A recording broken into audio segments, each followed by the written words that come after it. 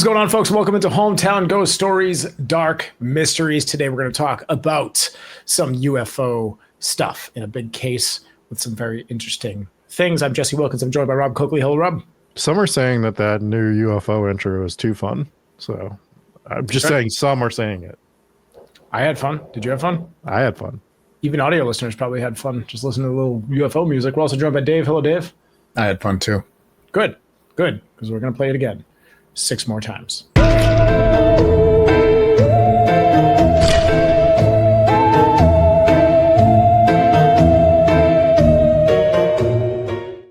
So today we're going to talk about the Cash-Landrum UFO incident. Now, this one happened on December 29th, 1980. Have you guys heard of this one before? No. Can you say the name of it again? The Cash-Landrum? Yeah, I think it was like 2 of the people involved. Okay. We'll get into that in a little bit.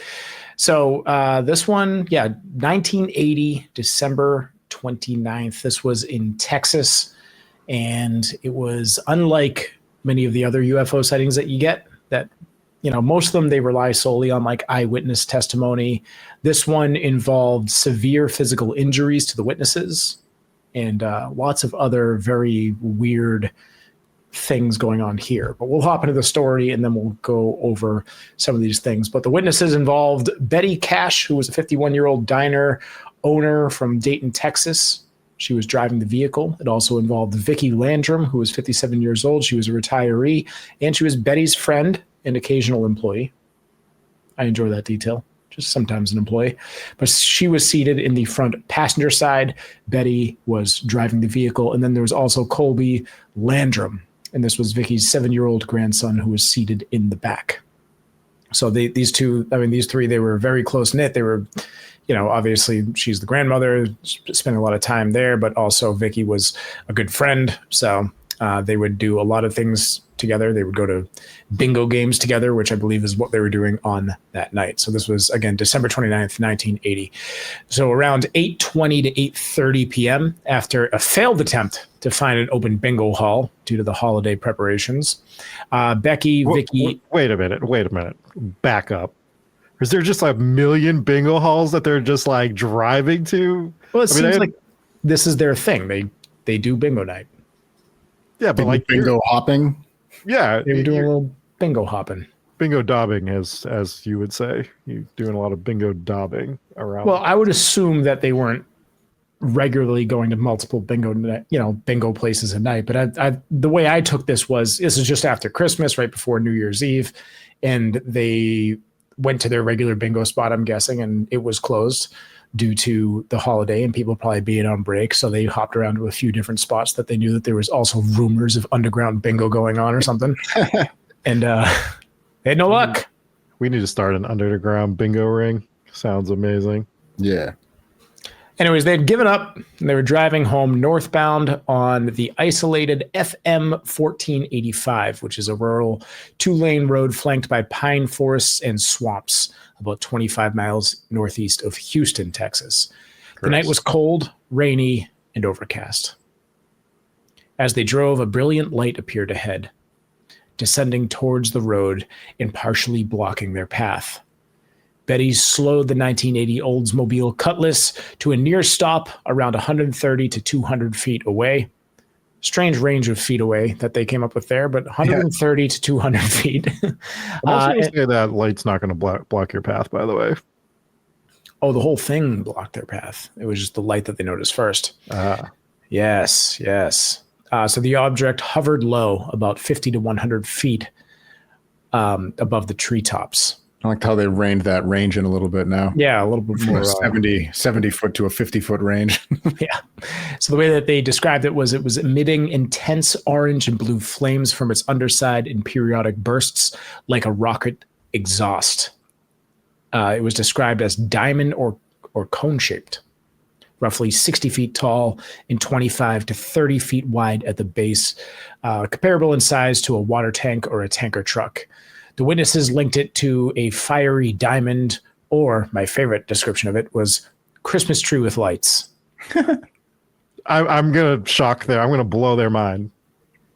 All Christmas trees have lights. Could have been a Christmas tree. Yeah, Christmas tree with lights is redundant. This is right after Christmas. The likelihood of it just being a Christmas tree in their path. Quite high, but it wouldn't be hovering. 50 feet above the ground.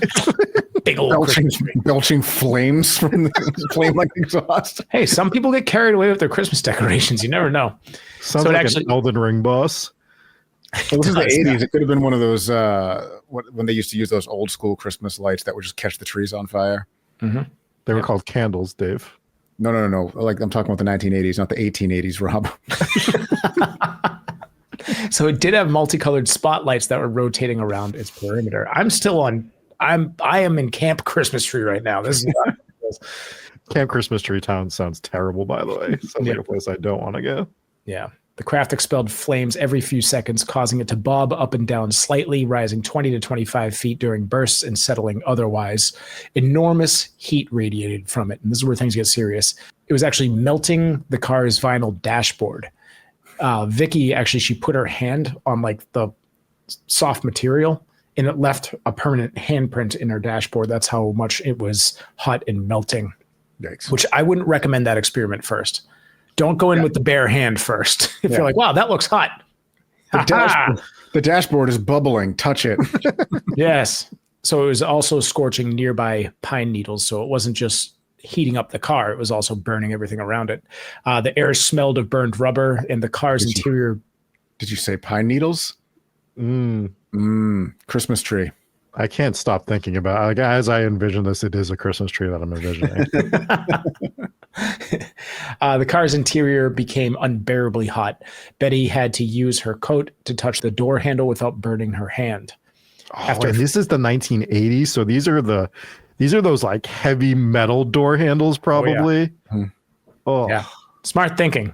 You know, Betty is on top of things using her shirt to touch the door handle. Vickie doesn't give a shit. She's just like, I'll smush that with my bare hand. So after about 5 to 10 minutes of hovering, the object began ascending slowly. It was soon joined by 16 to 23. Another really weird range here. It was soon joined by 16 to 23 unmarked military-style helicopters, described as twin-rotor Chinooks CH-47 types with some diamond-shaped lights similar to the craft. That's what I figured they were. I figured they were twin V8 Chinooks. Yeah, At least 2 of these out of the 16 to 23 flanked the UFO closely, while others formed a V formation behind it. The helicopter's noise was deafening, and the group flew off to the southwest. The entire stop lasted about 15 to 20 minutes. That's a long time. The drive home took an unusually long 45 minutes, which normally took 20, as Betty struggled to see through her watery eyes from the glare. Vickie, a devout Christian, initially thought it might be the second coming of Jesus and prayed with Colby to calm him. All 3 felt immediate unease, but no fear of the object itself, only the overwhelming heat and lights.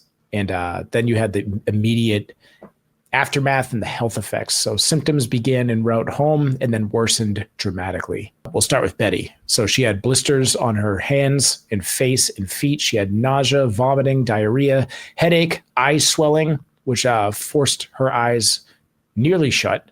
She had hair loss in patches and extreme weakness. She was hospitalized the next day at Parkway Hospital in Houston, spending 15 days there. 2 of those were in intensive care. Doctors initially diagnosed sunburn-like burns, but later suspected radiation exposure due to the pattern. No blistering on clothed areas. So basically the areas of her skin that were exposed, not covered by clothes, were getting the blisters, the hair loss and everything.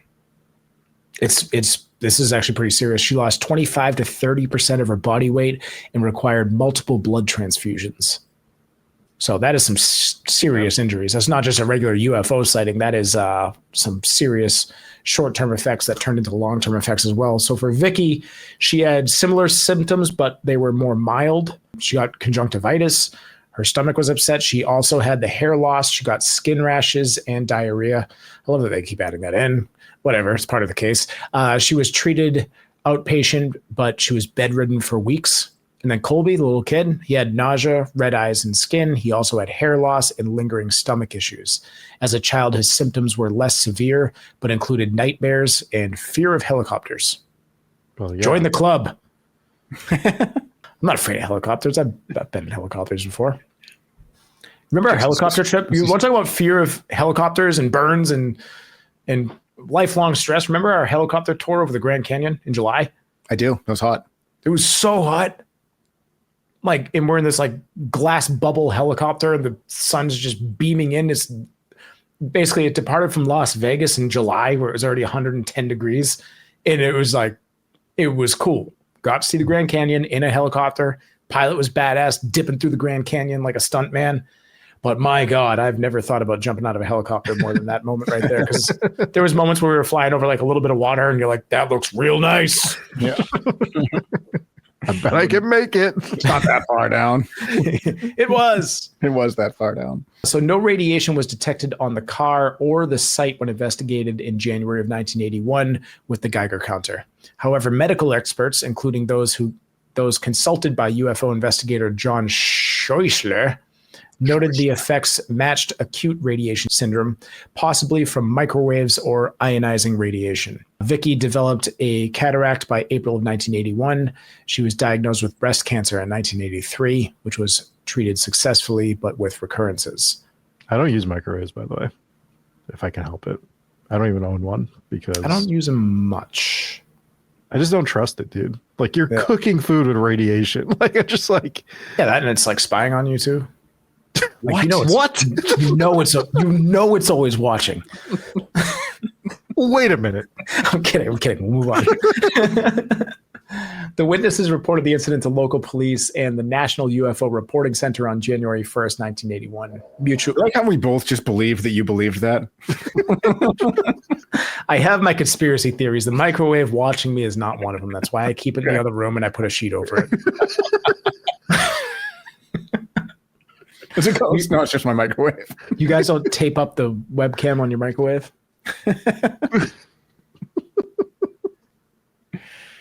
Sorry. Dude, so we're not gonna be able to do this show in 20 years because Jesse's gonna have all his electronics pulled apart every single week. Yep. They're watching me again. Mutual UFO Network, which MUFON. MUFON. I like that. So this is the investigator, John Scheuchler. He interviewed them extensively, documenting consistent accounts despite early inconsistencies. I'm more confused than I was before I read that sentence. Initially, they were kind of vague on the shape, and they later solidified it as kind of a diamond shape, or some would say a Christmas tree shape. So in 1981 and 1982, the U.S. Army and Air Force investigated but denied any operations or aircraft matching the description on that date, noting it was post-Christmas holiday period. A 1982 Department of the Army report found no evidence of military helicopters in the area. Sure. And then there was a lawsuit. In 1982, Becky and Vickie filed a $20 million tort claim, later a federal lawsuit against the U.S. government alleging negligence in testing a secret craft that injured them. Now, I don't know how this case went, but I'm going to guess that didn't go the way they wanted it to go. They claimed that the UFO was a military experimental vehicle, nuclear-powered diamond-shaped drone. The case, Cash versus the United States, was dismissed in 1986 by a federal judge for a lack of evidence linking the government to the event. This is when a cell phone would have really come in handy. Yeah. So, well, my dog is snoring so loudly. I don't know if you guys are picking up on that. But yeah, because that way at least you could have gotten some, even if you didn't get like a clear video, you could show that something was there, that there was aircrafts there. But without anything, people are just going to always think that you're just making shit up. Exactly. Well, there was that sweet spot in between when they had cell phones with cameras and sometime before now, where like cell phone footage was super useful in paranormal things. But now in the age of AI, it doesn't even matter if you have video of it. No one will believe you. That's true. Things have changed. So there's some important witnesses that did emerge. A Dayton police officer saw a helicopter formation that night, and a truck driver reported a glowing object minutes earlier. However, no radar or flight logs corroborated the helicopters. All right, so first of all, that's the case on its face. I mean, you had it. That's what I was going to say, is this sounds like it was some sort of military experiment with some sort of Christmas tree. Testing some sort of Christmas tree weapon, a Christmas tree nuke. And and they're, you know, they do things like this all the time, but they're not going to share that with the public. So I guess there would be some sort of, if they actually did get sued and it went to federal court, they would have to, I assume they'd have to disclose if they were doing something. Maybe not. I don't know. I don't know how that works. Yeah, it probably depends on what they were testing. I mean, this is the early 80s, Cold War, could have been testing stuff. It just seems like okay, if that was the case, why are they testing it over a public road? You know, well, it sounds like it was in rural Texas, right? It was an hour and a half north of Houston or something like that. Yeah. So, I mean, there's roads everywhere, but I don't think they were testing a nuke, but they were, you know, they could have been testing some sort of vehicle, military vehicle or something.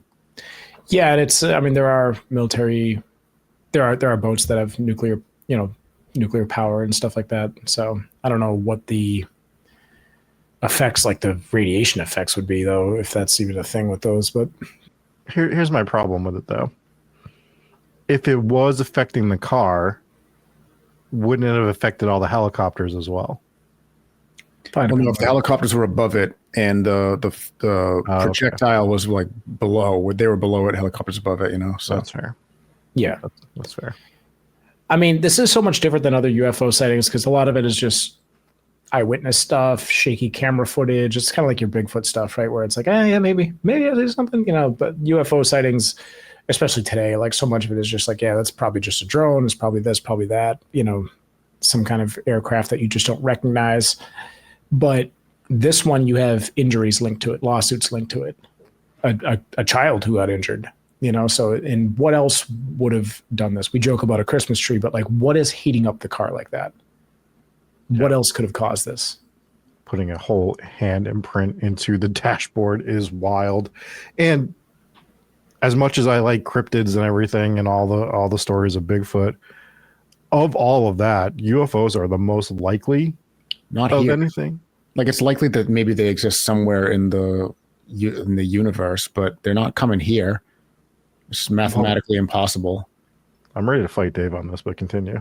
It's mathematically impossible for something to travel the speed of light and reach us unless it left to, you know, 1 billion years ago, but we'd have seen it by that. By our standards, like by what we've created, we don't know what, like, there's a chance that we are the smartest planet in the universe, and there's a chance that there are well more established civilizations out there somewhere. I mean, you can be as smart as you want. You can't defy physics. Like, there's no. They might be able to, Dave. Maybe they have spaceships that go way faster than ours. Maybe they've learned how to warp speed and all that bullshit that you see in movies. You don't know. Yeah, I mean, let's go back 300 years. They got the fastest horse, and they're like, no one will ever be able to drive across the country in 24 hours. It will take 3 years, no matter how fast your horse is. Like, well, we've had this argument on the show before, so without completely rehashing it, like, how do you travel the speed? You cannot travel the speed of light. So if you're traveling as close to the speed of light as possible, how do you mathematically reach us going less than 186,000 miles per second? There are species on this planet that live longer than humans, right? You have some tortoises that have been alive for 300 years, right? So who's to say that on a different planet in a different atmosphere, you don't have beings that live for 20,000 years? Let's say there are. And they have built super, super fast spaceships. Let's say, for the sake of argument, that there are immortal aliens that live forever that are on their way here. We would see them coming because we have telescopes that can see almost, you know, the entire universe, right? So we'd see it. Not if they have better cloaking technology than we have. Or they're so fast that our slow telescopes can't even see them because they're zooming past with their super fast spaceships that they started building 40 billion years ago. Shut up, Dave. You're no fun. Rob, I'll accept your cloaking technology theory. I hadn't considered that. But you won't accept my really fast spaceship technology? Well, you can't. Like, I think it would be easier to make a really fast spaceship than good cloaking technology. How do you can't go faster. You cannot reach the speed of 186,000 miles per second, right? You cannot reach that speed. how fast is the really fast spaceship? But we're going to move on. All right. So, so here are some of these skeptical views, which I didn't find very compelling, but you guys can listen to this and tell me your thoughts. So the biggest problem with this one is there are inconsistencies with their stories. Their early statements changed a little bit with about, the shape of the object. So they had described the shape kind of vaguely in the beginning, and then eventually they settled on like the diamond detail. Possibly they think it might have been influenced by the media or influenced by the guy that consulted them nonstop about this, the UFO guy. Or you're just trying to remember a situation and your brain is just warping it over, because it's just you're in the moment, you don't know what you're looking at, and then you're trying to process it over a couple days. So yeah, your brain does weird shit too. Yeah, skeptics also pointed to, like, with the injuries and stuff and the cancer and the stomach issues and all of that, they were like, okay, you have that, but we don't have any pre-incident health records that were provided to help us rule out those prior conditions if you may have had those prior to the incident. Here are some of the theories that people had on what it could have been. They say maybe it was a hot air balloon, or a road flare test, or a weather balloon with lights. But these don't explain the heat. I mean, a hot air balloon isn't going to burn anything below it, like not that much. It's not going to light up a car like that, right? It doesn't explain the injuries that they got, and it doesn't explain the helicopters, all these helicopters that they saw. So yeah, there's no military escort for a hot air balloon, I think, in the history of hot air balloons. So there should be, though. There should be a military escort. The other thing is, going back to the medical stuff, you could take 99% of those symptoms you said and said, sure, maybe they had that before. But when 3 people in the car of varying ages are having their hair fall out, that's especially a 7-year-old. Yeah. It's too young. Yeah, it's crazy. Doesn't it make the most sense that it was a military vehicle? They were testing it. It was probably powered by nuclear energy. And maybe they fucked up and got too close to the street, and I feel like that's mine, yeah. Well, that's where I'm leaning on this one, or a Christmas tree.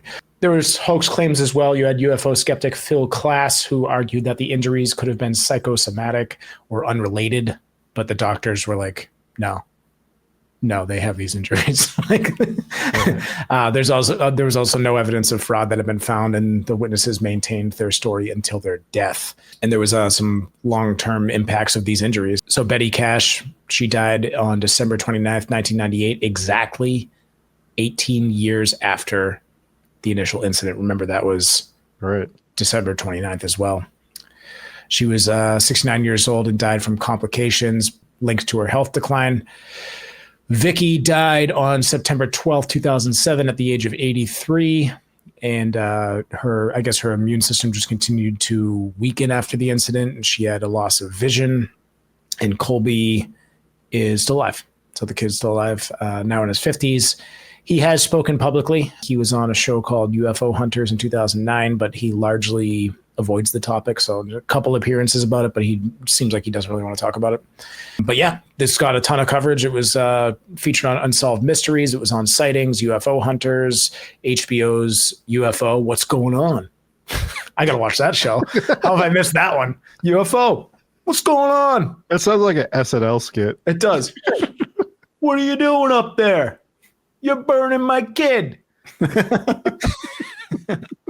You melted my dashboard. Hey, stick my that's hot. And for the he's not a kid anymore. Obviously, he's like a 50-year-old adult. But it's got to be one of the most traumatic incidents of your entire life, right? You watch people have health effects from it. You had your own health injuries from this situation, and you probably get inundated with people wanting to do interviews with you from the age of 7 on, right? Probably more so than ever. And then he finally was probably like, you know what? I'll do an interview so everyone leaves me alone. But once you do an interview, everyone's like, oh, well, he's doing interviews. I want to do an interview with him now as well. Like, so you're like damned if you do, damned if you don't in that situation, whether you want to or not. Like, you're going to always be asked to talk about this situation. And it's probably a tough one to just like continue to relive. Not that anyone like specifically died, but if everyone's hair is falling out, you're seeing people get sick. It's a scary. I mean, to your point, you made the joke about having a lifelong fear of helicopters, but you probably did have a lifelong fear of shit flying at night and spotlights and stuff like that. Right. I mean, well, Vickie was 83 when she passed away, so that's a full life. But I mean, like she was still. I mean, like, she was still having these long-term health effects, whether it was from this exact event or not. I mean, if you look at like, we covered Chernobyl on the show. If you want to go back and listen to that, you can listen to the effects that radiation have on the human body. You can also find out in full detail what actually went wrong in that reactor, but I kept it brief. But if you look at some of the long-term health effects, actually, while we're mentioning HBO, if you haven't watched the Chernobyl miniseries, it is one of the best miniseries of all time. Go check that out. But a lot of these symptoms that they had were very similar to a lot of the victims of radiation sickness that came out of Chernobyl and the surrounding area. And I do wonder, I mean, like both of these ladies, Betty and Vickie, they both passed away. And they're saying that, like, you know, these complications, their health was declining. I mean, sure, 83 is pretty old, but 69 is not as old as 83, you know? Wow. If my math is correct. That is, you did that on the spot? It's crazy, right? Yeah. 69 to 83 sounds like one of those ranges they were tossing out. Yeah. It was between 27 and 143 feet. Yeah. Yeah. But so they very well could have passed away from complications from what really does sound like the effects that radiation has on the human body. I do hate it's a police tactic too, but I hate when you're interrogating or interviewing somebody over and over and over again and asking them the same questions. And if something slightly changes, you use that as sort of your like, you didn't say this, inconsistencies. Yeah. It's just like, dude, you've asked this person the same questions 10 times. They're answering as best they can. Obviously some people change their story, but like, if it's minor, like, what are we doing here? Like we know how the human mind works. Like, yeah, they know what they saw. To a point where it's like, it's not just your average UFO encounter where like, oh, I saw this and then that's it. They took it to court. They tried to sue the government for $20 million because of all of the medical bills that were piling up from the effects of this thing. Like, they were legitimately injured by something. And yeah, my mind goes to they were testing some sort of new aircraft or weapon and ended up just absolutely cooking this car underneath them. So it's a wild case. It is near Houston, which, you know, there's space stations over there, which we've actually been invited to go record inside of. Not investigate, but if we ever went down there. I want to do it now. They're going to melt us. Yeah. Don't listen to this episode, guys. Yeah. And stay tuned for Hometown Ghost Stories in Space. Is that when we jump the shark when we're trying to investigate the fucking moon? Is that what it's? I'm just hoping they bring back HBO's UFO. What's going on? What's going on? What's up with that thing? What do you mean? You're burning my car. Come on. That's what I want the interviewer to do after every answer. Come on. You're pulling my leg. What's going on? What's going on over there? If you guys are wondering what I'm going to be doing while I'm waiting for this video to export while I'm editing throughout the night, it is going to be going right over to HBO Max and seeing if they still have the series. What's going on? What's going on? 1985. Sounds like it's going to be awesome. Sounds like it's going to be like 1985? Yeah, it's 1985 HBO series. Oh, man. UFOs. It's going to be terrible. Can't wait. Anyways, let us know what you think about the case. And what do you think it was? UFO? Christmas tree? Some sort of government experimental craft? Could it have been the Soviets? Government shenanigans? Could it have been the French? Is your microwave spying on you? Can't be too careful out there, folks. Anyways, that'll pretty much do it. Tune in on Tuesday. We'll be back for another live episode of Hometown Ghost Stories. This has been Dark Mysteries, the case of the flying Christmas tree or something like that, the Cash-Landrum UFO incident. Thank you all for watching. We'll see you next time. Goodbye.